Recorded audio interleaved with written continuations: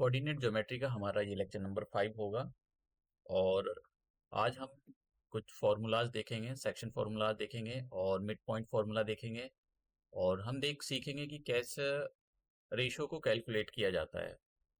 Coordinate geometry का ये weightage यहाँ पर सीबीएसई के द्वारा जो सिलेबस रिलीज किया जाता है या एग्ज़ाम का क्या पैटर्न होगा, ये उसके उसी से मैंने यहाँ पर स्क्रीनशॉट लिया था। तो आप देख सकते हो कोऑर्डिनेट ज्योमेट्री आपका 6 नंबर का आता है।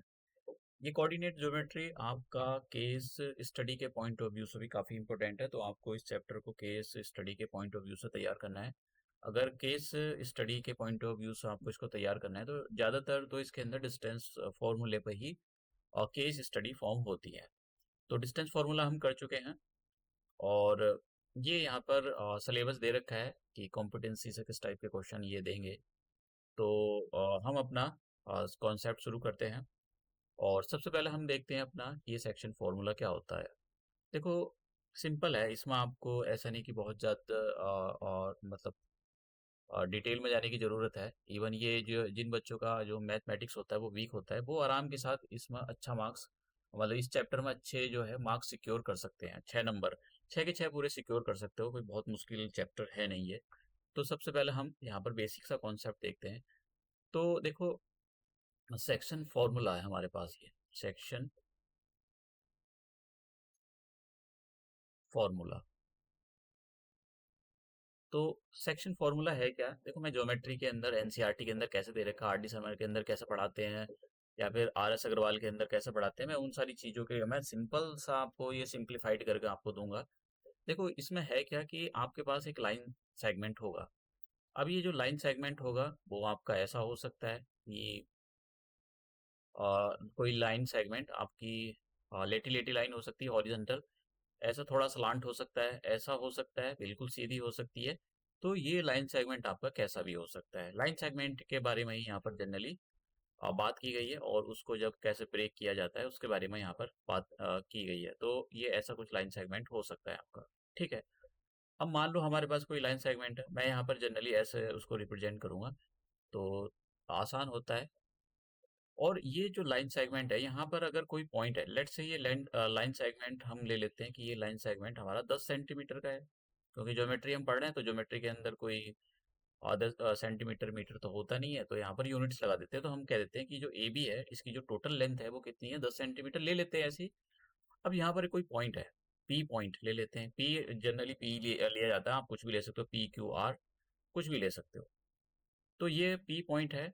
तो ये जो पी पॉइंट है, इस लाइन सेगमेंट को कैसे कैसे डिवाइड कर सकता है। हम अगर ये कंसीडर कर लें कि एपी, जो लाइन एपी है, आप एपी देख रहे हो, यहाँ से यहाँ तक की जो डिस्टेंस है वो 3 सेंटीमीटर की अगर डिस्टेंस है, तो फिर आप क्या बोलोगे, ये टोटल लाइन सेगमेंट आपका 10 सेंटीमीटर का है और 3 सेंटीमीटर ए से लेकर पी तक की डिस्टेंस होगी। तो पी से बी तक की डिस्टेंस कितनी हो जाएगी, तो आप बोलोगे 7 सेंटीमीटर की ये डिस्टेंस होगी। तो फिर रेशो कैसे निकलेगा? तो रेशो का मतलब होता है कि ये जो पॉइंट है, ये जो है इस लाइन सेगमेंट को किस रेशो में डिवाइड कर रहा है, किस फ्रैक्शन में डिवाइड कर रहा है। तो रेशो निकालोगे आप एपी। देखो, ये रेशो निकालना अच्छे से आना चाहिए, क्योंकि मैं पिछले साल के आपको क्वेश्चन सॉल्व करा रहा हूँ। रेशो को बहुत सारे क्वेश्चन उसने एक एक नंबर में पूछे हैं। तो एपी अपॉन पीबी।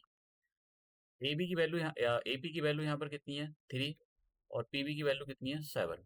तो रेशो कितना आ जाएगा, 3:7। सिंपल सा। ठीक है। ऐसे ही आपके पास कोई दूसरा लाइन सेगमेंट हो सकता है, उसकी लेंथ अलग हो सकती है। जैसे हमारे पास एक लाइन सेगमेंट है यहाँ पर, और इसको मैं पी और क्यू दे देता हूँ। यहाँ पर एक पॉइंट ले लेता हूँ, और लेट से ये हमारे पास कोई पॉइंट है ए।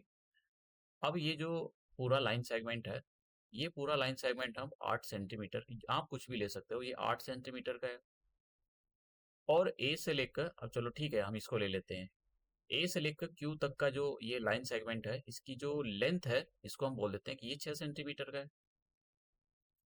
तो फिर पी से लेकर ए तक का, ये पी कितना हो जाएगा, ये 2 सेंटीमीटर को हो जाएगा, क्योंकि ये टोटल जो लाइन सेगमेंट है वो कितने का है, पूरा लाइन सेगमेंट 8 सेंटीमीटर का, या 8 यूनिट जो भी आप लगाना चाहो। अब देखो रेश, तो फिर ये जो पॉइंट ए है, ये कैसे इस पूरे लाइन सेगमेंट को रेशो में डिवाइड करेगा। तो रेशो में कैसे डिवाइड करेगा, तो आप लिखोगे P A upon A Q. अब ये पी ए कितना है, ऊपर इसकी वैल्यू लिख दो, और पी क्यू सॉरी ए ए पी की वैल्यू मैंने लिखी थी यहाँ पर 2, और ए क्यू की वैल्यू कितनी लिखी 6। कैंसिल हो रहा है तो कैंसिल कर दो, तो कितना आ जाएगा 1/3, तो कितना आ जाएगा रेशो 1:3। तो ऐसे हम यहाँ पर जो है रेशो निकालते हैं, जो भी दे रखा होगा तो इनको यूज किया जाता है। तो ऐसा कोई पॉइंट होगा, अब ये पॉइंट जरूरी नहीं अगर कि कहीं बीच में भी हो सकता है ये पॉइंट, मतलब जैसा आपके पास ये एक लाइन सेगमेंट है ये, ठीक है, ये कोई यहाँ पर एक लाइन सेगमेंट ले लेता हूँ मैं यहाँ पर, जैसे ये हमारे पास एक लाइन सेगमेंट है और इसको मैं ए दे देता हूँ और ये बी है, और ये इसका पूरा लेंथ आप ले लो 10 सेंटीमीटर। तो यहाँ पर एक कोई पॉइंट है एकदम मिड में ही, कंडीशन क्या है कि P is the mid point of A B. तो इसका मतलब क्या हुआ, अगर ये पूरा लाइन सेगमेंट 10 सेंटीमीटर का है तो यहाँ पर ए से लेकर पी तक की डिस्टेंस 5 सेंटीमीटर और पी से लेकर बी तक की जो डिस्टेंस है वो 5 सेंटीमीटर हो गई। तो आप क्या कहोगे, पी एकदम बीच में है। तो फिर रेशो कितने आते हैं, रेशो आएगा, मतलब ये जो पी पॉइंट है ए बी को किस रेशो में डिवाइड कर रहा होगा, तो हम लिखेंगे A P upon P B equal to 5।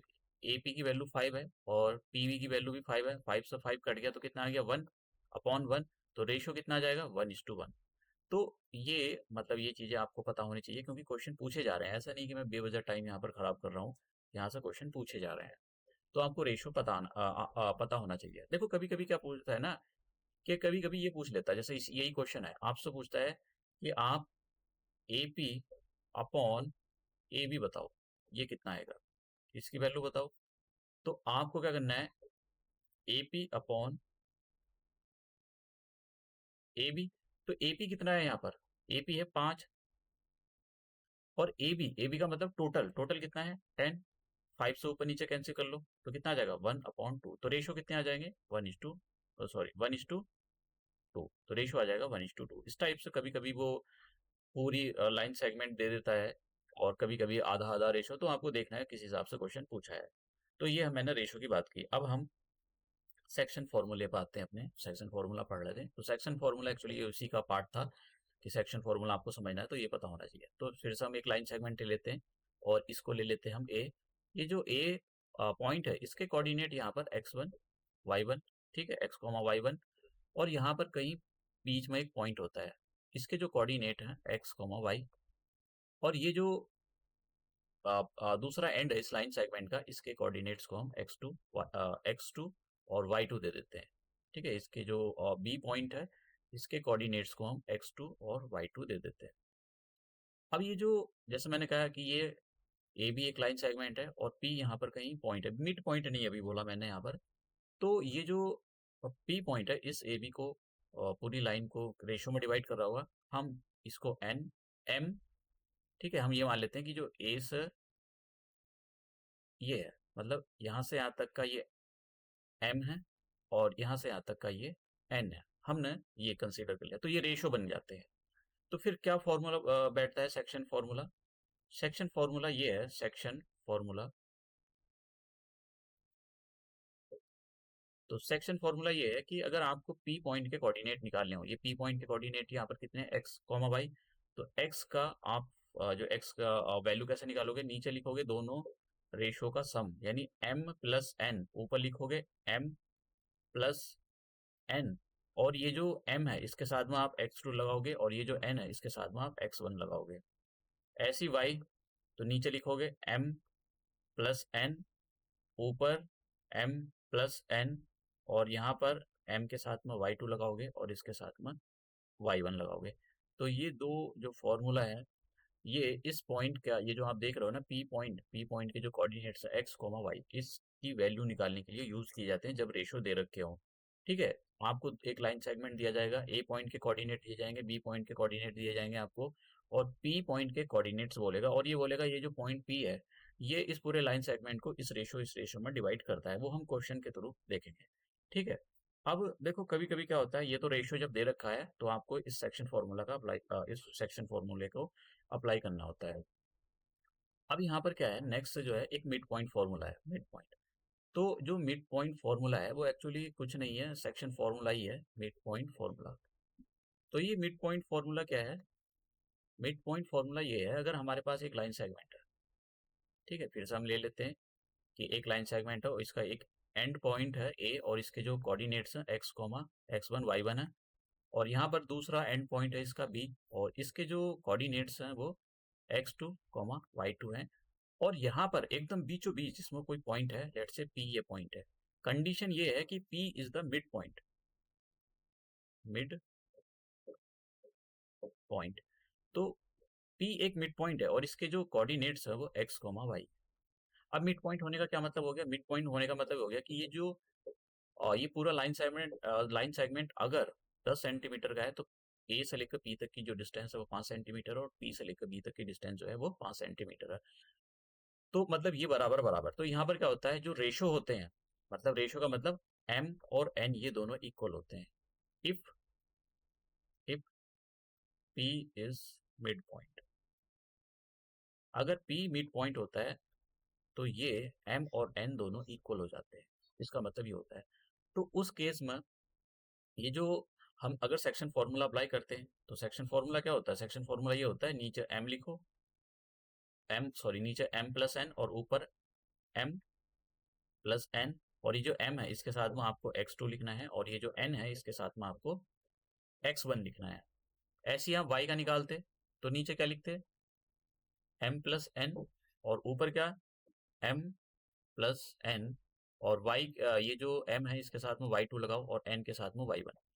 क्योंकि यहाँ पर p एक मिड पॉइंट है तो इसका मतलब m और n दोनों इक्वल है। तो मैं हर एक ये वाली कंडीशन यूज करने के लिए जा रहा हूँ, हर एक m की जगह, जहां भी m आ रहा है उसकी जगह मैं n रखूंगा, m की जगह n रखूंगा, या हर एक n की जगह m रख लो, आपकी जैसी मर्जी। तो मैं यहाँ पर m को रिप्लेस कर रहा हूँ n से, तो हर एक n को मैंने कुछ नहीं बोला, m की जगह मैंने n रखा है, तो ये जो m था इसकी जगह n रख दिया।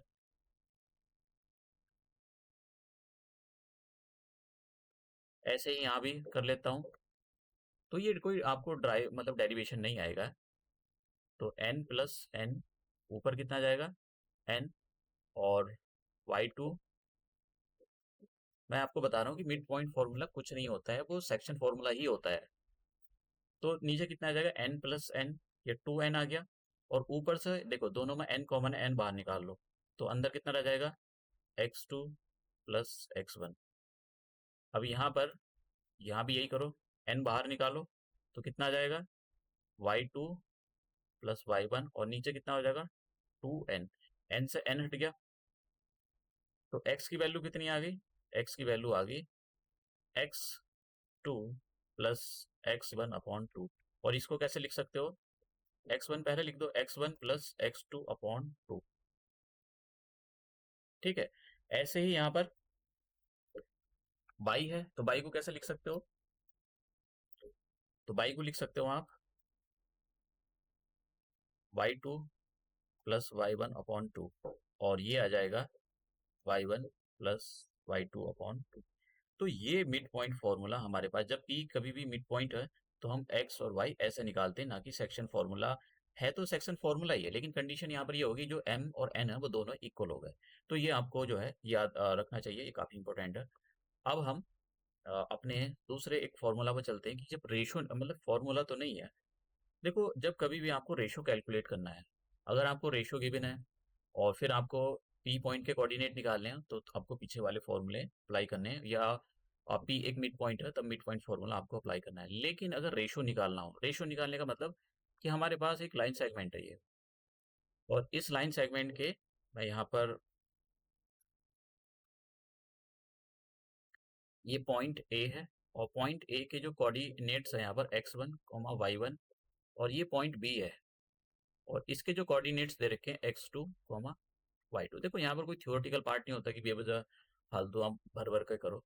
और ये जो पी पॉइंट है इसके कोऑर्डिनेट्स आपको दे रखे होंगे या निकालने हों। अब आपको रेशो निकालने हैं, ठीक है। How to found ratio, how to find ratio. तो आपको रेशो निकालने हैं। तो देखो आप जब भी रेशो निकालने हैं आपको, कि ये जो पी पॉइंट है ए बी को किस रेशो में डिवाइड कर रहा है, तो आप यहाँ पर k:1 लेट करना, तो लेट करना है आपको यहाँ पर, let required ratio equal to k:1, तो ये आपको लेट करना है। उसके बाद में आपको ये फॉर्मूला अप्लाई करना है जहां भी देखो। अब क्या हो गया, k की जगह ये जो k है किसका रोल प्ले कर रहा है अब, m का। और ये जो देखो मैंने पीछे फॉर्मूला ये बताया था आपको कि x equal to m plus n, और यहाँ पर m, इधर n, यहाँ पर आपको x2 लिखना है और यहाँ पर x1। अब आपको m को m की जगह k लिखना है। जब भी रेशो निकालनी है तो आपको इस फॉर्मूले का यूज करना है। देखो इससे भी निकल सकता है, लेकिन प्रॉब्लम क्या है, वो बड़ा कर देता है और फिर वो मतलब आप समझ रहे हो ना, 2 नंबर का क्वेश्चन नाक में दम कर देगा, तो कोई मतलब नहीं बनता है। तो इजी वाली चीज यूज करनी चाहिए। तो हम k की जगह m की जगह लिखेंगे यहाँ पर, m की जगह लिखेंगे k और n की जगह लिखेंगे 1। अभी मैं आपको क्वेश्चन सॉल्व कराऊंगा तो अभी आपको समझ में आ जाएगा। तो यहाँ पर x1 और x2 अपनी अपनी जगह रहेंगे। ठीक है, तो इसको आप कैसे लिख सकते हो, k x2 प्लस x1 और ये। तो ये जब मैं आपको x की वैल्यू इस टाइप से निकालनी है, जब मतलब निकालनी है, या रेशो जब आपको दे रखे हो कैसे, जब आपको रेशो निकालना है, ठीक है, तो आपको इस फॉर्मूले का या फिर मतलब दोनों का यूज कर सकते हो। वो डिपेंड करता है कि किस टाइप का जो है सिनेरियो बन रहा है। तो यहाँ पर 1 मल्टीप्लाई y1 और नीचे कितना आता है k+1। तो जैसे मैंने कहा, इसको आप सीधा k+1 वाई, ये जो 1 है 1 की y1 से मल्टीप्लाई करोगे तो कितना आ जाएगा k। अभी मैं ये सारे क्वेश्चन आपको सॉल्व करके दिखाऊंगा, तब आपको ये समझ में आएगा। तो ये जो थे रेशो कैसे निकाला जाता है और ये, तो अब हम यहाँ पर मतलब थोड़े से क्वेश्चन करते हैं। और क्वेश्चन काफ़ी इंपॉर्टेंट है। जैसे ये क्वेश्चन है, देखो इस टाइप के क्वेश्चन काफ़ी पूछे जा रहे हैं। तो ये एनसीईआरटी का है, एक्सरसाइज 2.7.2 का। तो समझते हैं यहाँ पर। देखो मैं पहले एनसीईआरटी कवर कराना चाहता हूँ, एग्जाम्पल वगैरह उसके जो भी हैं, और साथ साथ में मैंने पिछले साल के क्वेश्चन 2025 के क्वेश्चन को सॉल्व करने की एक सीरीज चला रखी है। क्वाड्रेंट को मैंने एक लेक्चर, क्वाड्रेटिक इक्वेशन का मैंने एक लेक्चर अपलोड किया है, क्वाड और कोऑर्डिनेट ज्योमेट्री के 2 लेक्चर अपलोड कर दिए। तो आप जाकर देख सकते हो पिछले साल में किस टाइप के क्वेश्चन पूछे जा रहे हैं। उसके बाद में एनसीईआरटी खत्म हो जाएगी, तो एनसीईआरटी ज़्यादा कुछ है नहीं है। फिर मैं एग्जाम्पलर आपको सॉल्व कराऊंगा, एग्जाम्पलर के जो क्वेश्चन है जो भी आपके सिलेबस से रिलेटेड है वो सॉल्व कराऊंगा। और जो भी आर डी शर्मा मतलब ऐसा रहता है, आर डी शर्मा सॉल्व करो, अग्रवाल सॉल्व करो, जो भी मुझको ठीक लगता है, जो भी क्वेश्चन पूछे जा रहे हैं आपके सिलेबस से रिलेटेड जो चीज़ें हैं, वो मैं आपको सारी चीज़ें सॉल्व कराता जाऊंगा। ठीक है। और भी प्रैक्टिस क्वेश्चन पेपर होंगे, सैम्पल पेपर होंगे पिछले साल के सीबीएसई का, मतलब कुछ भी मैं छोड़ने वाला नहीं, चाहे वो सैम्पल पेपर हो, उसका एक्स्ट्रा मटेरियल हो, कुछ नहीं छोड़ने वाला हूँ। और जो भी मेरे जो स्टूडेंट्स हैं उनके जो सैम्पल पेपर होते हैं स्कूल में, वो सारे मैं आपको सॉल्व करा दूंगा।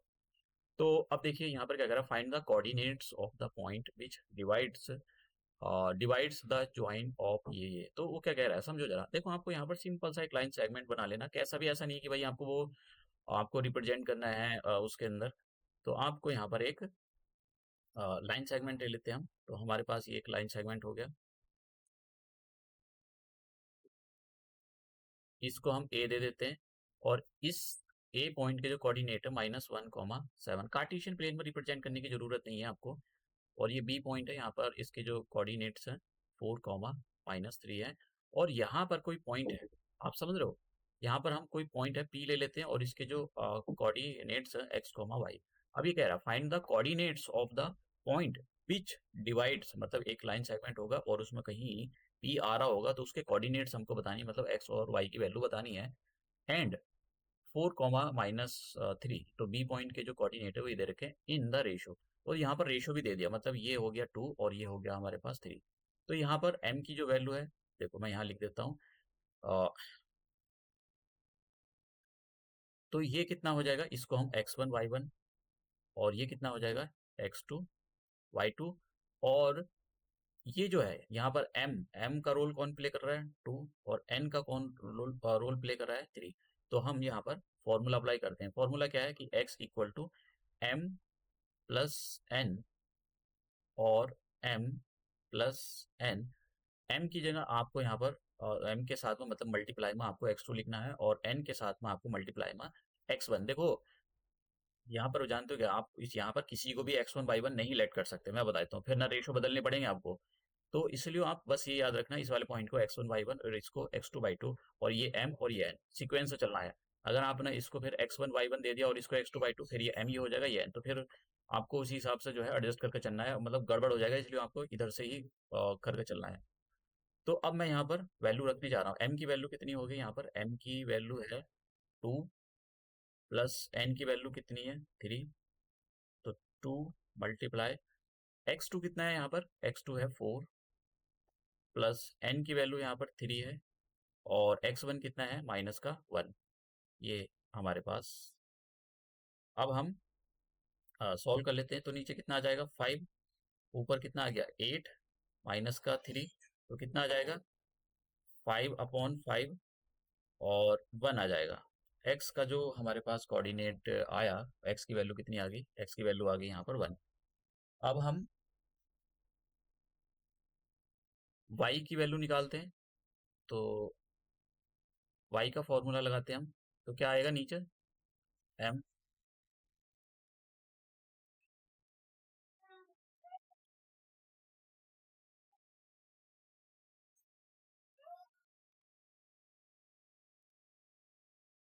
अब बस मैं यहाँ पर वैल्यू रख देता हूँ, ठीक है। ये फॉर्मूला था, सेक्शन फॉर्मूला नाम लिख सकते हो, सेक्शन फॉर्मूला।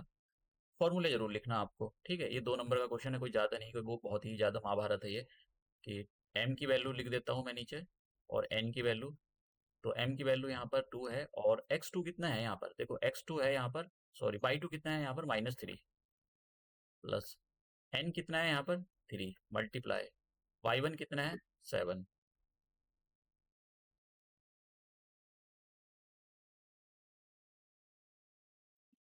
तो कितना आ जाएगा?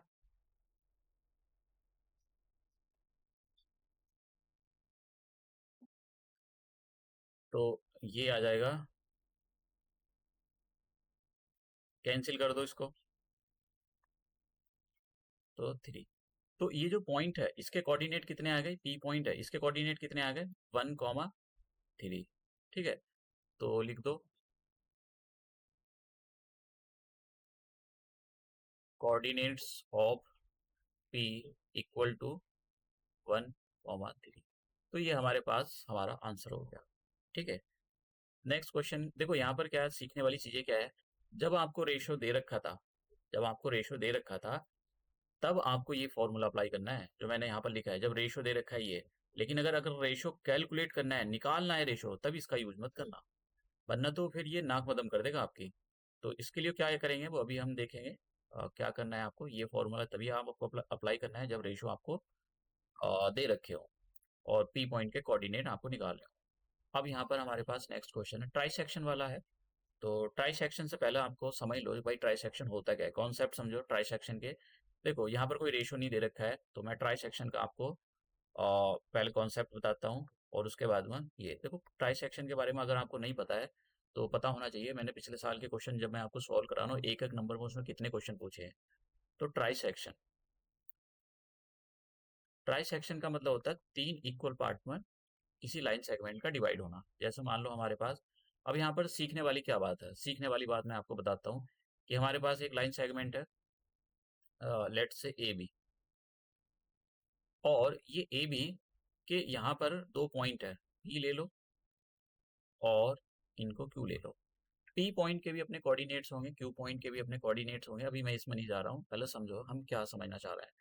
तो ये जो एंड पॉइंट है ये ए है और ये जो एंड पॉइंट है इस लाइन सेगमेंट का ये बी है।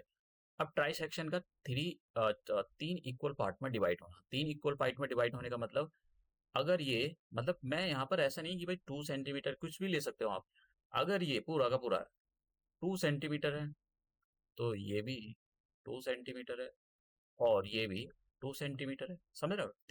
तीन उसका, ये भी हो सकता है कि ये 1 सेंटीमीटर हो और ये भी 1 सेंटीमीटर हो और ये भी 1 सेंटीमीटर हो, ये भी हो सकता है।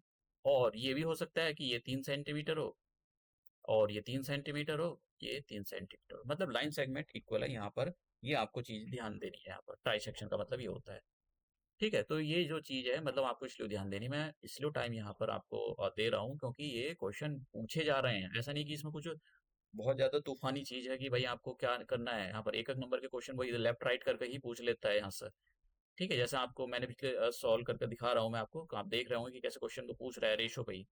तो अब यहाँ पर समझो कि ये जो हमारे पास एक लाइन सेगमेंट है और यहाँ पर कोई पी पॉइंट है और ये यहाँ पर क्यू पॉइंट है और ये बी हो जाएगा। तो अब दो दो का एक एक का ले सकते हो, मैं वन वन का ही ले लेता हूँ कि सभी सबकी जो लेंथ है इनकी एक एक यूनिट की लेंथ है, एक एक सेंटीमीटर एक एक मीटर, ऐसा आप कुछ भी ले सकते हो। ठीक है, तो फिर टोटल कितना हो जाएगा? टोटल तो 3 सेंटीमीटर हो जाएगा। अगर ए से लेकर पी तक की आप 1 सेंटीमीटर की डिस्टेंस कंसीडर कर रहे हो, ये भी 1 सेंटीमीटर, ये भी 1 सेंटीमीटर, टोटल 3 सेंटीमीटर हो जाएगा। तो पी जो पॉइंट है, ये वाला जो पॉइंट है, ये ए बी को किस रेशियो में डिवाइड कर रहा होगा? ये जो पॉइंट आप देख रहे हो ना, ये इस पूरे मतलब इस ए बी को, मतलब आप समझो जरा यहाँ पर। अब मैं यहाँ पर ये लाइन सेगमेंट ले रहा हूँ और यहाँ पर पी पॉइंट है मेरा, और ये कौन सा पॉइंट है? ये बी है। तो ए से लेकर पी तक की जो डिस्टेंस है 1 यूनिट है, और पी से लेकर बी तक की डिस्टेंस कितनी? 2 यूनिट। अब आप कहोगे 2 कहाँ से आ गया? अभी मैंने क्यू पॉइंट को गायब कर दिया यहाँ से, क्योंकि जब मैं पी पॉइंट के कोऑर्डिनेट या जो भी कंसीडर पी को कंसीडर कर रहा हूँ तो क्यू को भूल गया। तो ये जो पी पॉइंट है, पी से लेकर क्यू बी तक की बीच की डिस्टेंस 1 सेंटीमीटर 1 सेंटीमीटर 2 सेंटीमीटर हो गई। तो फिर हम क्या बोलेंगे? रेशियो कितना आ जाएगा? A P upon P B. A P की वैल्यू 1, पी बी की वैल्यू 2, तो रेशियो कितना आ गया? 1:2। समझ रहे हो आप? दूसरा केस, दूसरे केस में हम यहाँ पर दूसरे केस में जो है P को भूल जाएंगे हम और Q के बारे में बात करेंगे। तो ये जो हमारे पास है, ये A है और ये B है। ठीक है, और हम यहाँ पर ये लेट कर चल रहे हैं कि वो जो डिस्टेंस है वो 1 सेंटीमीटर की। तो यहाँ पर P था, इसको भूल गए, अब यहाँ पर कहीं Q है यहाँ। तो A से लेकर Q तक की डिस्टेंस कितनी हो जाएगी? 2 सेंटीमीटर या 2 मीटर, जो भी कुछ बोलो आप। और यहाँ से लेकर यहाँ तक की डिस्टेंस कितनी है? A। मैं 1 सेंटीमीटर का गैप लेकर चल रहा हूँ यहाँ पर, आप दो दो का भी ले सकते हो, उससे कोई फर्क नहीं पड़ता, रेशो सेम आते हैं। तो ये Q से लेकर B तक की जो डिस्टेंस है 1 यूनिट, और A से लेकर Q तक की जो डिस्टेंस है वो कितनी है? 2 यूनिट। तो फिर रेशो कैसे निकालेंगे? तो रेशो कितना आ जाएगा? ए क्यू अपॉन क्यू बी। ए क्यू की वैल्यू है यहाँ पर 2 और क्यू बी की वैल्यू है 1, तो रेशो कितना आ गया? 2:1। तो ये रेशो जिसको निकालने आ गए वो ट्राई सेक्शन के फॉर्मूले कर लेगा, एक एक नंबर वाले क्वेश्चन अपने आराम के साथ कर सकता है। अब हम चलते हैं, मैं आपको हालांकि क्वेश्चन में बीच बीच में बताता रहूंगा कि भाई ये कैसा आ रहा है, क्यों आ रहा है। तो अब हम क्वेश्चन की ओर चलते हैं। ये हमारा ये क्वेश्चन है। तो यहाँ पर सबसे पहला मैं एक लाइन बना लेता हूँ। तो ये मेरे पास एक लाइन है और इसके ए पॉइंट दे देता हूँ, इसको बी दे देता हूँ। ट्राई सेक्शन की बात हो रही है तो मतलब इसमें कहीं जब भी ट्राई सेक्शन की बात होगी तो 2 पॉइंट जरूर होंगे, एक ये होगा और यहाँ पर ये होगा। अब वो कह रहा है कि find the coordinates of the points of the try section. तो ट्राई सेक्शन का मतलब ये जो पी पॉइंट है और ये जो, सॉरी ये इसको क्यू लिखना चाहिए था मुझको, क्यू, ये जो क्यू पॉइंट है, इसके पी पॉइंट के जो कोऑर्डिनेट है मैं यहाँ पर एक्स कॉमा वाई कंसीडर कर लेता हूँ, और क्यू पॉइंट के कोऑर्डिनेट में एक्स डैश और वाई डैश कंसीडर कर लेता हूँ। ठीक है, तो अब देखो ए पॉइंट के जो कोऑर्डिनेट है 4, -1, और बी पॉइंट के कोऑर्डिनेट -2, -3। अब देखो इस क्वेश्चन में समस्या क्या है? रेशो नहीं है, रेशो गिवन नहीं है, लेकिन रेशो दे रखा है, इनडायरेक्टली दे रखा है। आपको बस पता होना चाहिए कि रेशो कैसे दे रखा है। तो ये हमको हमारे पास जो है सिचुएशन ऐसी गिवन है। और ट्राई सेक्शन का मतलब ये हो गया कि यहाँ से लेकर ए से लेकर पी तक की 1 यूनिट है, पी से लेकर क्यू तक की पी से लेकर क्यू तक की जो डिस्टेंस है 1 यूनिट है, क्यू से लेकर बी तक की डिस्टेंस 1 यूनिट है। आप समझ रहे हो? तो मैं यहाँ पर एक एक यूनिट कंसीडर करके चल रहा हूँ। तो ये यहाँ से लेकर ट्राई सेक्शन का मतलब ये 1 यूनिट हो गई, और यहाँ से यहाँ तक की 1 यूनिट हो गई। 1 यूनिट का मतलब मैं यहाँ पर सेंटीमीटर या मीटर, जो भी कुछ लेना चाहो आप ले सकते हो, मतलब डिस्टेंस इनके बीच की एक एक यूनिट की है। ठीक है, अब मुझको पी पॉइंट के कोऑर्डिनेट निकालने हैं। तो पी पॉइंट के तो कोऑर्डिनेट जब भी निकालोगे जब आपको रेशो पता हो। तो ठीक है, मैं एक डायग्राम और बना लेता हूँ यहाँ पर, आपको ये समझने के लिए है, आप नहीं बना सकते हो, आपकी मर्जी है। मैं चाहता हूँ कि आपको ये सारी चीजें अच्छे से समझ में आए कि भाई ये क्या चलता है। तो ये -2, -3। अब देखो मैं यहाँ पर पी पॉइंट के कोऑर्डिनेट निकालने के लिए जा रहा हूँ, तो मैं पी पॉइंट को ही कंसीडर करूंगा, क्यू को भूल जाऊंगा। तो पी पॉइंट के कोऑर्डिनेट यहाँ पर x, y मैंने लिए हैं। ए से लेकर पी तक की जो डिस्टेंस है वो 1 है, और P से लेकर B तक की डिस्टेंस कितनी हो जाएगी? तो 1 तो ये होगी, ये तो ये हो जाएगी 2। तो इसका मतलब ये जो रेशो है, मतलब AP AP अपॉन PB कितना आ जाएगा? AP की वैल्यू है 1, PB की वैल्यू है 2, तो इज इक्वल टू 1:2। मतलब m की वैल्यू यहाँ पर आपको 1 लिखनी है और n की वैल्यू कितनी हो जाएगी 2। ये क्वेश्चन के अंदर और कुछ नहीं है। कभी आप सोच रहे हो कि भाई ये बहुत महाभारत क्वेश्चन है, तो x का हम फॉर्मूला लगाते हैं, सेक्शन फॉर्मूला। तो x का सेक्शन फॉर्मूला हो जाएगा यहाँ पर m प्लस n। जरूर फॉर्मूला लगाना, अगर जिसने बच्चे ने डायरेक्ट किया है तो देखो मतलब दे भी सकता है, ऐसा नहीं है कि फॉर्मूला जरूर अप्लाई करना बहुत जरूरी हो जाता है, क्योंकि ये इसमें सिखाया ही जाता है कि भाई आप चीज़ों को, मार्क्स आपको जबरदस्ती उनसे लेने हैं, फॉर्मूला लिखो, ये करो वो करो, तो आपको मिल ही जाएगा आधा आधा नंबर में। तो m और इसके साथ में x2 प्लस n और इसके साथ में हम x1 लिखेंगे। ठीक है, x1 लिखेंगे यहाँ पर n के साथ में x1। तो मैं इसको और ये जो आप है इसको मैं ए पॉइंट के कोऑर्डिनेट को x1 y1, ये बहुत जरूरी है, आप किसी को भी x2 y2 नहीं ले सकते वरना रेशो बदल जाएंगे और मामला हो जाएगा खराब। ठीक है, तो इसको ए पॉइंट को हम x1 y1 और इसको x2 y2। तो अब मैं यहाँ पर वैल्यू रखने के लिए जा रहा हूँ। तो m की वैल्यू है 1 और n की वैल्यू है 2, तो कितना आ जाएगा नीचे 1 प्लस 2 3 आ जाएगा नीचे। ठीक है, मैं सीधा लिख देता हूँ m 1 प्लस 2 3। ऊपर m की वैल्यू है यहाँ पर 1 मल्टीप्लाई, और x2 की वैल्यू कितनी है माइनस का 2, प्लस n की वैल्यू कितनी है 2 मल्टीप्लाई, x1 की वैल्यू कितनी है यहाँ पर 4। तो सॉल्व कर लेते हैं इसको, कितना आ जाता है, तो ये आ जाएगा माइनस का 2 और प्लस का 8/3। तो कितना आ जाएगा 6/3, 3 से कैंसिल कर दो 2। तो x की वैल्यू कितनी आ गई यहाँ पर, x की वैल्यू आ गई 2। अब ये x की वैल्यू निकल गई। अब हम क्या करते हैं, y के लिए जो है y का कोऑर्डिनेट निकालने के लिए उसका फॉर्मूला अप्लाई करते हैं। तो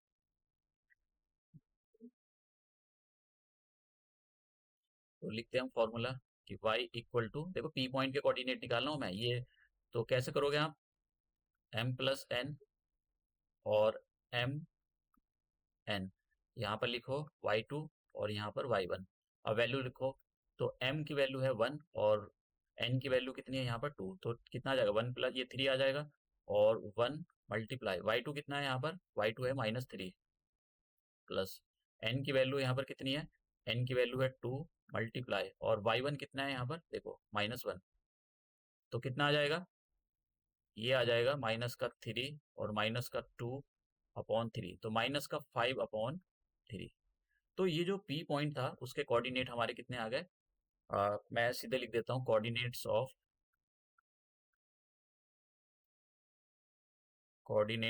ऑफ P इक्वल टू 2, -5/3।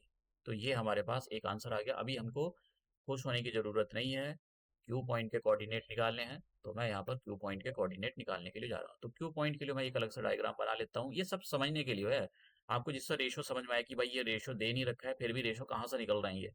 तो मैंने अब मुझको क्यू पॉइंट के कोऑर्डिनेट निकालने हैं, तो मैं जो है पी को भूल जाऊंगा और क्यू पॉइंट को यहाँ लिख लेता हूँ। इसके जो और कोऑर्डिनेट्स हैं एक्स डैश वाई डैश जो मैंने कंसीडर किए हैं उसको मैं लिख लेता हूँ। ए पॉइंट के कोऑर्डिनेट कितने हैं यहाँ पर 4, -1 ये दे रखे हैं, और इसको हम x1 y1, और बी पॉइंट के जो कोऑर्डिनेट्स है वो -2, -3 है, और इसको हम x2, y2 दे देते हैं।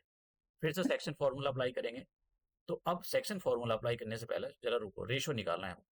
तो रेशो का क्या मतलब हो गया, देखो जैसे मैंने कहा ये एक एक यूनिट में डिवाइड थे, तो P से लेकर ये जो Q से लेकर V तक की जो यूनिट है वो कितनी है, 1 यूनिट, और A से लेकर Q कितना है, 2 यूनिट, क्योंकि हमने P खत्म कर दिया, तो 1 यूनिट ये प्लस 1 यूनिट ये, तो टोटल कितना हो गया 2 यूनिट। तो यहाँ पर कितना आ जाएगा 2 यूनिट्स। तो रेशो कितना आ जाएगा, रेशो आ जाएगा A Q/QB। AQ कितना है यहाँ पर 2 और QB कितना है 1, तो रेशियो कितना है 2:1। मतलब M की जो वैल्यू है यहाँ पर वो 2 हो गई, और N की वैल्यू 1, आप देख रहे हो ना यहाँ पर अलग थी यहाँ पर अलग थी, तो बच्चे मतलब कंफ्यूज होकर कहीं इसको गलत ना कर दें, इसलिए मैं यहाँ पर बता रहा हूँ। तो अब आप जो है, मैं यहाँ पर देखो स्पेस की कमी की वजह से मैं x तो यहाँ निकाल देता हूँ। ठीक है, तो x निकाल रहा हूँ मैं यहाँ पर, x का पहला आपको फॉर्मूला लिखना है m+n, ऊपर लिखना है आपको m के साथ में x2 लिखना है, प्लस का साइन लगाना है, n लिखना है, और n के साथ में x1। ठीक है, अब वैल्यू रखने के लिए जा रहा हूँ मैं, x डैश लगाओ, सॉरी ये x डैश है क्योंकि हम q पॉइंट के कोऑर्डिनेट निकाल रहे हैं, और q पॉइंट के जो कोऑर्डिनेट्स हैं ना x dash y dash consider करें। तो m की वैल्यू कितनी है यहाँ पर, m की वैल्यू है 2, m की वैल्यू कितनी है 1, और 2 मल्टीप्लाई x2 कितना हो जाएगा यहाँ पर, x2 हो जाएगा माइनस का 2, देखो ये x2 माइनस का 2 और बीच में प्लस का साइन, n की वैल्यू कितनी है 1 मल्टीप्लाई x1 कितना है यहाँ पर 4, तो कितना आ जाएगा, तो माइनस का 4 और प्लस का 4 अपॉन 3, तो कितना आ गया 0। तो x डैश कितना आ गया आपका 0। ठीक है, तो x डैश का जो कोऑर्डिनेट है हमको कितना मिल गया 0। अब मैं यहाँ पर, जैसे मैं बार बार बोल रहा हूँ, ये स्पेस कम होने की वजह से मैं ये सब चीज़ें करता हूँ, आपको कंजूसी नहीं करनी है, वरना अगर मुझको वो अगले पेज पर जाना पड़ेगा फिर वो उसमें ज़्यादा टाइम लगता है, इसलिए मैं ये सारी चीज़ें करता हूँ। तो y का हम अप्लाई कर लेते हैं, तो पहला फॉर्मूला लिखना है कि m प्लस n और m और n, m के साथ में y2 लिखते हैं और n के साथ में हम क्या लिखेंगे y1। तो डैश लगाओ यहाँ पर, मैं बार बार भूल जाता हूँ। तो m की वैल्यू कितनी है यहाँ पर, m की वैल्यू है 2 प्लस n की वैल्यू कितनी है 1 प्लस, और m की वैल्यू 2 मल्टीप्लाई y2 कितना है यहाँ पर -3 प्लस n की वैल्यू 1 और y1 कितना है यहाँ पर -1, तो कितना आ जाएगा 2 3 जा 6, माइनस का 6 तो ये आ गया, -1 ये आ गया, और कितना आ जाएगा नीचे 3, तो कितना आ जाएगा माइनस का 7/3। तो आप क्या लिखोगे, कोऑर्डिनेट्स ऑफ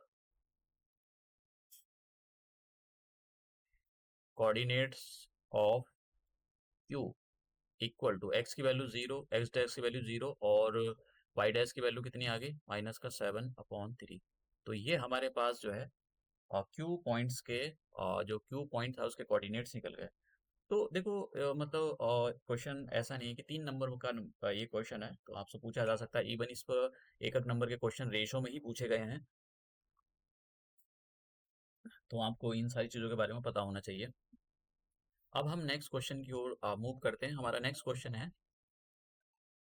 ये क्वेश्चन है, मैंने क्वेश्चन नंबर ना 3 अभी स्किप कर दिया, मैं उसको डिस्कस करूंगा, लेकिन पहले मैं जरा थोड़ा सा ये बता रहा था, इसलिए मैं यहाँ पर क्वेश्चन नंबर 3 को स्किप करके क्वेश्चन नंबर सीधा मैंने 4 लिख लिया है।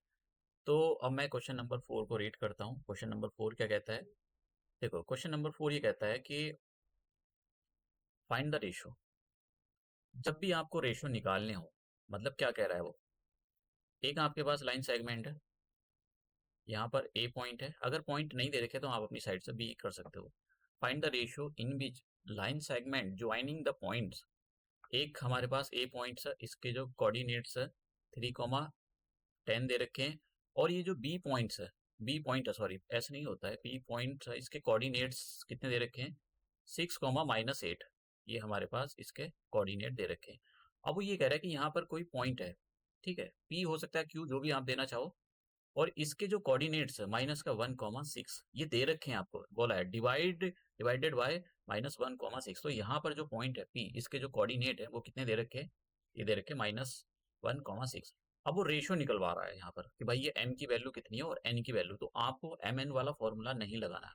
तो आपको क्या करना है, ये जो यहाँ पर हम रेशो को k/1 लेट कर लेते हैं, ठीक है, तो ये इसमें यहाँ पर समझने वाली चीज है। तो लेट करेंगे हम, लेट रिक्वायर्ड।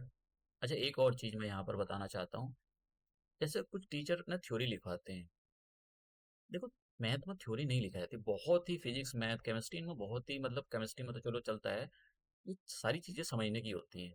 ऐसा नहीं कि हर बार पर थ्योरी थ्योरी थ्योरी, आपका डायग्राम उस चीज को जो आपने आधे पेज में थ्योरी की फॉर्म में लिखी वो सिंप्लीफाइड करके एग्जामर के कानों तक आवाज पहुंचाता है कि हम क्या कहना चाह रहे हैं, क्या इन्फॉर्मेशन है, क्या निकालना चाहते हैं।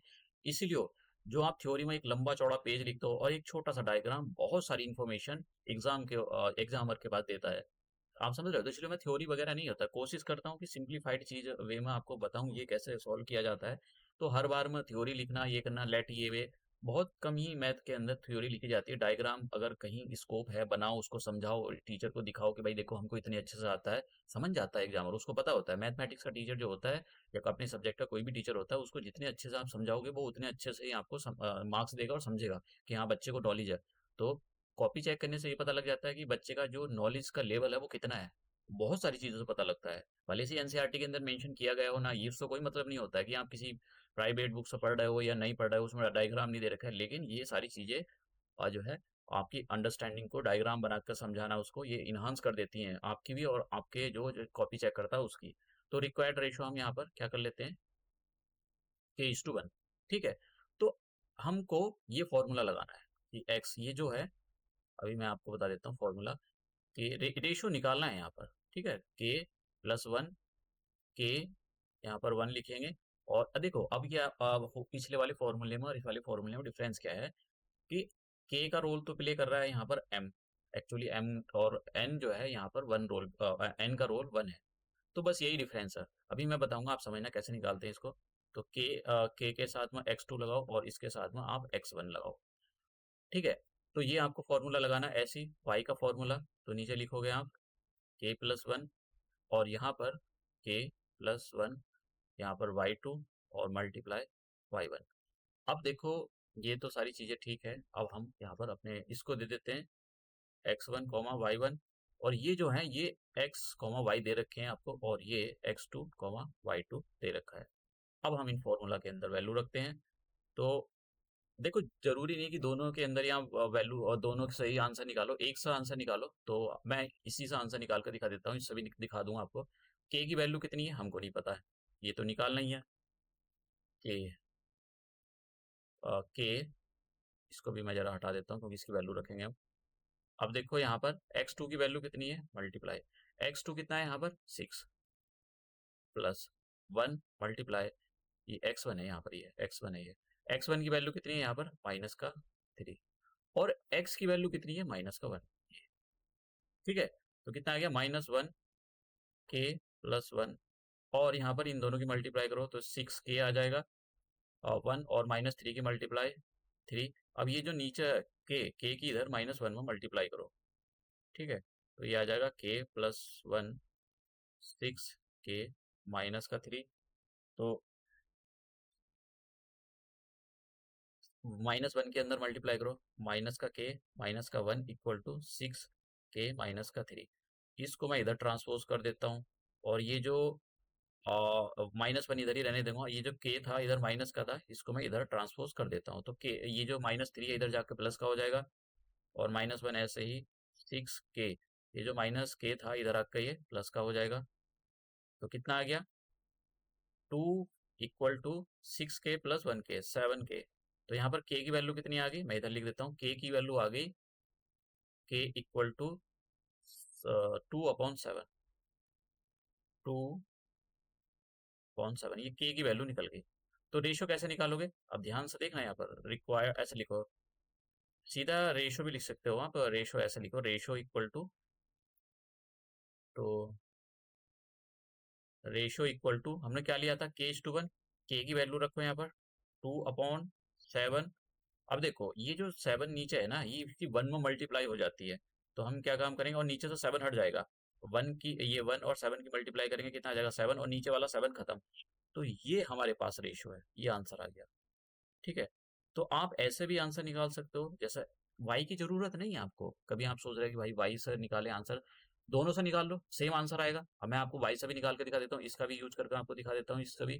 देखो जब भी रेशियो निकालते हो और आप के वाला फॉर्मूला लगाते हो, तो कम ही चांसेस होते हैं कि दोनों फॉर्मूले की जरूरत पड़े, किसी एक से ही निकल जाता है। जैसे मैं इस वाले फॉर्मूले का यूज करता हूँ, तो देखो यहाँ पर एक्स की जो वाई की वैल्यू है, वाई की वैल्यू कितनी है 6, के की वैल्यू कितनी है के प्लस वन, तो ऐसे लिख लो, और के y2 की वैल्यू कितनी है यहाँ पर -8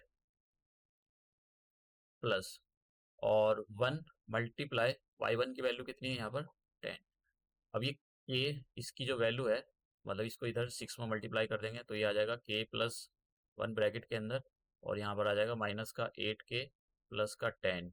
अब आपको करना क्या है, 6 के अंदर मल्टीप्लाई करो, तो 6 के प्लस 6 इक्वल टू -8 के प्लस का 10। अब आपको करना क्या है, इसको -8 के को इधर ले जाओ, और ये जो 6 है इसको इधर ले आओ। तो कितना आ जाएगा 6 के माइनस का 8 के, जब लेफ्ट हैंड साइड आएगा तो इधर हो जाएगा प्लस का, और 10। ये जो 6 है इसको जब आप राइट हैंड साइड में ले जाओगे तो इधर माइनस का हो जाएगा, तो कितना आ जाएगा, ये इधर 4 बजाएगा। अब देखते हैं यहाँ पर कितना बजा, तो ये कितना आ जाएगा 14। के की वैल्यू निकाल लो, तो कितना आ जाएगा 4/14, कैंसिल करो, तो 2/7, ठीक है। तो रेशो जो हमने रेशो को लेट किया था वहां पर वैल्यू रखते हैं, क्या रेशो लेट किए थे k:1, तो यहाँ पर k की वैल्यू रखते हैं 2/7, तो कितना आ जाएगा, ये 7 की मल्टीप्लाई यहाँ पर 1 में कर देंगे और ये नीचे वाला 7 खत्म, तो ये हमारे पास आंसर आ गया, दिस इज द आंसर। तो दोनों की जरूरत नहीं होती है, या तो आप ये वाला फॉर्मूला लगा लो अपने हिसाब से या ये वाला लगा लो, दोनों से आंसर सेम आता है।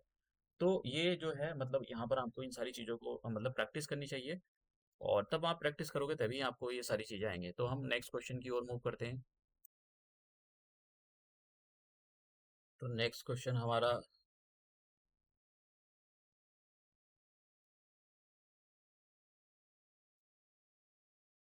तो ये नेक्स्ट क्वेश्चन है हमारा, हम देखते हैं क्या पूछा है। तो यहाँ पर उसने पूछा है, find the ratio in which line segment joining this point and this point is divided by x axis. तो देखो यहाँ पर समझ लो, ये काफ़ी इम्पोर्टेंट चीज़ है। मैंने आपको बताया था कि ऑन देखो, अगर हमारे पास एक कार्टेशियन प्लेन है, कार्टेशियन अगर कोई प्लेन है, कार्टेशियन प्लेन आपको 9th क्लास में आपने पढ़ाई होगा। तो ये हमारे पास जो लेटी लेटी लाइन होती है इसको हम एक्स एक्सेस पढ़ते हैं, और ये खड़ी जो लाइन है इसको हम वाई एक्सेस पढ़ते हैं। तो आप इसमें ना कहीं भी ये जो एक्स एक्सेस है इस पर कोई भी कोऑर्डिनेट आप लेट कर लो, मान लो कोई भी आपने पी ले लिया, इसके पॉइंट हमेशा एक्स कॉमा जीरो लेट किए जाते हैं, ये बात याद रखना, ठीक है। ये एक्स एक्सेस है, अब ये बाई एक्सेस है, तो बाई एक्सेस पर जो कोऑर्डिनेट आप लेट करते हो, ठीक है, ये बाई एक्सेस है, तो बाई एक्सेस पर ना एक्स वाला कोऑर्डिनेट मतलब अब्सिसा की वैल्यू जीरो होती है, तो हम हमेशा ये करते हैं। तो मैं यहाँ लिख देता हूँ, कोऑर्डिनेट्स ऑन एक्स एक्सेस। तो ये ऑन एक्सेस पर आप कोई भी कोऑर्डिनेट लेट करते हो तो एक्स कॉमा जीरो, ठीक है। और कोऑर्डिनेट्स ऑन वाई एक्सेस, तो उस पर जो कोऑर्डिनेट्स आप लेट करते हो जीरो कॉमा वाई। तो ये इन्फॉर्मेशन आपको पता होनी चाहिए।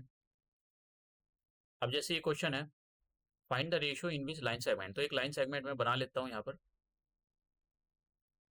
इसको ए दे देता हूँ, इसको बी दे देता हूँ। ए पॉइंट के कोऑर्डिनेट्स यहाँ पर दे रखे हैं, बी पॉइंट के कोऑर्डिनेट यहाँ पर दे दिए माइनस का -4, 5, और ये कह रहा है कि is divided by x axis. Divided by x axis का मतलब ये हो गया कि आपको यहाँ पर जो पॉइंट पी लेना है उसके कोऑर्डिनेट को, ऑन एक्सेस की बात हो रही है तो ऑन एक्सेस पर जो कोऑर्डिनेट आप लेट करते हो वो एक्स कॉमा जीरो, समझ रहे हो। तो ये जो मतलब देखो इस ये कीवर्ड है यहाँ पर, is divided by x axis, ये आपको मिलेगा, is divided by y axis, is divided by x axis, ऐसे पॉइंट मिलते, ऐसी चीजें मिलती हैं आपको। तो आपको ना इन सारी चीजों पर ध्यान देना है, ठीक है। तो इससे हमको ये पता लगता है, जैसे उसने बोला ऑन एक्सेस का मतलब, या y axis divided by y axis का मतलब यही होता है, the ratio, find the ratio in which the line segment joining this and this is divided by the x axis. तो एक्स एक्सेस से जब ये डिवाइड हो रहा है तो इसका मतलब क्या होगा, एक्स एक्सेस से डिवाइड हो रहा है, मतलब ये कुछ ऐसा है, ऐसा है, और ये लाइन सेगमेंट कहीं ऐसा जा रहा होगा, ये जैसा भी जा रहा हो, ऐसा जा रहा हो, तो या यहाँ कहीं डिवाइड हो रहा है, ये लाइन सेगमेंट ये हो सकता है, ये ए हो और ये बी हो। तो ये जो लाइन सेगमेंट है, ये जो पॉइंट है यहाँ पर ये, तो इसके कोऑर्डिनेट क्या है, ये ऐसा कुछ सिनेरियो है। तो आपको ये सारी चीज़ें ध्यान रखनी चाहिए, तो बहुत इंपॉर्टेंट है। तो अब मैं यहाँ पर रेशो निकाल देता हूँ। तो रेशो आप लेट कर लेना यहाँ पर, लेट रिक्वायर्ड रेशो, तो k:1 लेट करोगे। और देखो जो भी पॉइंट यहाँ पर देखो, हम दोनों लगा सकते हैं, एक्स का भी वाई का भी, तो हमको वाई का लगाना चाहिए क्योंकि वाई का कोऑर्डिनेट यहाँ पर कैसा है, जीरो है। तो कितना आ जाएगा, y2 और 1 मल्टीप्लाई y1, इसको मैं x1 y1 और इसको x2 y2। तो देखो यहाँ पर दोनों में से कोई सा एक लगा लो, y का ये कोऑर्डिनेट है ना, ये जीरो है, तो इसको लिखो जीरो, k+1, और k की वैल्यू तो हमको निकालनी है। अब देखो y2 कितना है यहाँ पर, y2 है यहाँ पर 5, ठीक है। एक सेकेंड, इसको मैं ठीक से लिख देता हूँ। तो k multiply 5 plus 1 multiply y1 कितना है यहाँ पर, -5। तो ये k+1 की वैल्यू जब जीरो से मल्टीप्लाई करेंगे तो जीरो बन जाएगा, तो कितना आ गया यहाँ पर, तो कितना आ जाएगा, ये आ जाएगा 5k, तो 5k इक्वल टू 5, और k की वैल्यू कितनी आ गई, 5/5, दैट इज 1। तो कितना आ गया, 1 आ गया। तो k की वैल्यू कितनी आ गई, 1। अब ये जो रेशो की जगह जो हमने रेशो लेट किए थे वहां पर वैल्यू रख दो। तो रेशो इक्वल टू k/1, तो कितना आ गया, 1। k की वैल्यू है, तो इसका मतलब क्या होगा, क्या हो गया, इसका मतलब ये हुआ कि ये जो पूरा रेशो है वो किस में डिवाइड हो रहा है, 1:1 में डिवाइड हो रहा है। मतलब ये जो पॉइंट P है वो एक्चुअली मिड पॉइंट है। तो आपको कुछ करने की जरूरत नहीं, also find the coordinates of the P point. तो P पॉइंट के कोऑर्डिनेट्स भी बताने हैं हमको, तो यहाँ पर मैं लिख देता हूँ, इसकी जरूरत नहीं है एक्स वाले की। ठीक है, तो ऐसे लिखो, एक्स की वैल्यू कितनी है यहाँ पर, सॉरी, एक्स की वैल्यू हमको निकालनी पड़ेगी क्योंकि इसने ये लास्ट में ये पूछा है, तो निकालना पड़ेगा, एक्स वाला भी अप्लाई करना पड़ेगा। तो अप्लाई कर लेते हैं यहाँ पर।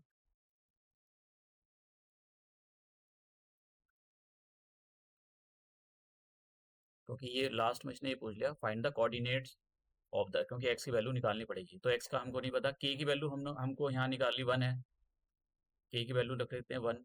तो कितना आ जाएगा, 1 + 1, और 1 × x2 कितना है यहाँ पर, -4, +1 × x1 कितना है यहाँ पर 1, तो कितना आ जाएगा, -4 + 1/2, तो कितना आ जाएगा, -3/2।